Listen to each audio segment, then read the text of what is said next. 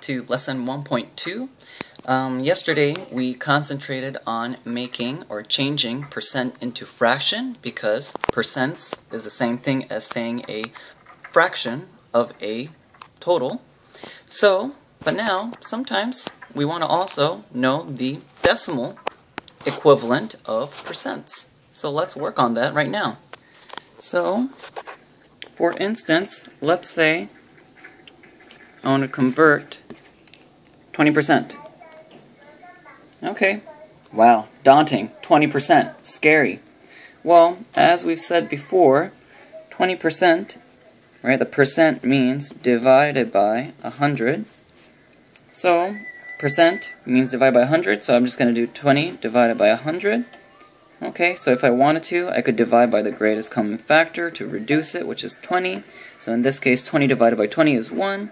100 divided by 20 is 5. Awesome. We did this yesterday.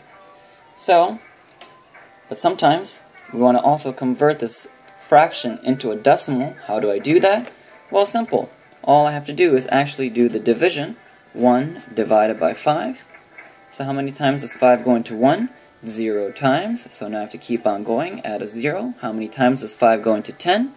2 times. So therefore, I have 0 remainder. My answer is 0.2. Okay, well, let's maybe try 72%. Okay, again, percent means over 100, so 72 over 100. Is there a greatest common factor? Yes, indeed, there is a 4, so I divide the top and bottom by 4. What do I get? I'll get 18 over 25. Yep, 18 over 25.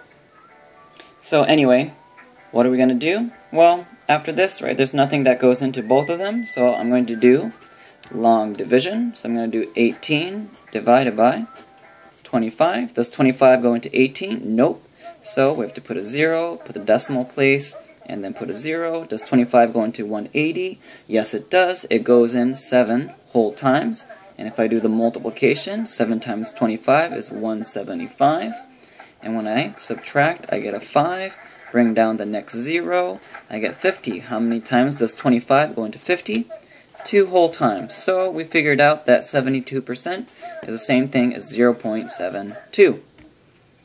Okay, so you thought that that was easy. Why don't you try this one? How about if I now have, instead of these nice whole numbers, I have 6.1%. Okay, what does that mean? Well, still the same procedure. Percent means divide by 100. So 6.1 divided by 100. Huh. Is there anything that goes into both 6.1 and 100 nicely? No. Right? There's no greatest common factor, or I can't divide. So the only thing I could do at this point is actually do the long division. 6.1 divided by 100. Does 100 go into 6? No. Does 100 go into 61? No. So does 100 go into 610? Yes. So that's why we're going to say how many times does 100 go into 610? 6 whole times. So that's 6 times 100, 600. Subtract, I get 10 left over. I have to bring the 0 once again. Does 100 go into 100 how many times? 1 time.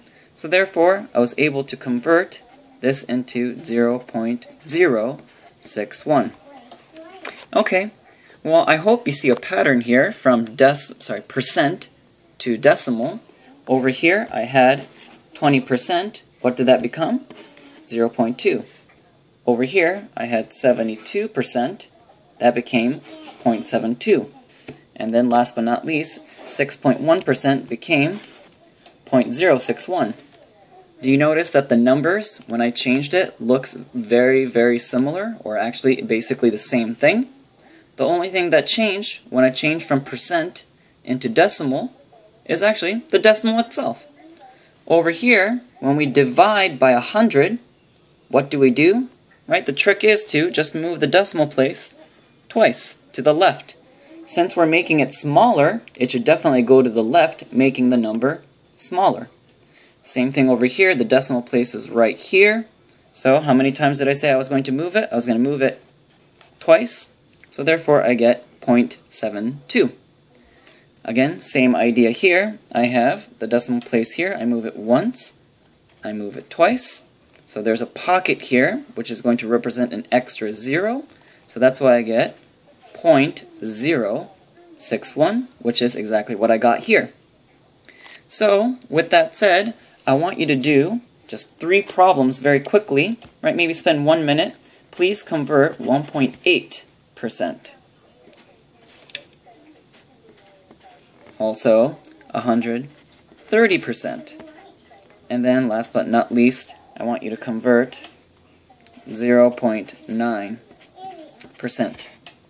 So, do these 3 problems right now. It should take you about 30 seconds. I'll wait, or you could pause it. You done? Edwin, are you done? Edgar, are you done? Come on guys, let's go. Okay, so again, if it's percent, divide by 100, there's 2 zeros, so all I'm doing is moving the decimal place twice. So what do I get? I'm going to get 0, my paper's moving. Okay, so 0.018.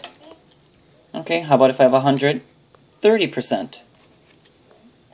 Where's my decimal place? My decimal is right here. So if I move it twice, what am I going to get? I'm going to get 1.3. Oops, not percent, that was stupid. I'm doing a decimal, so I get 1.3. And then 0.9, my decimal is already shown, so I move it twice. And what do I get? Okay, so again, there's the point and a space, so therefore I get 0.0091. Easy. Right? All we're doing is moving the decimal place twice to change it into a decimal. The reason? We're going to talk in the next lesson.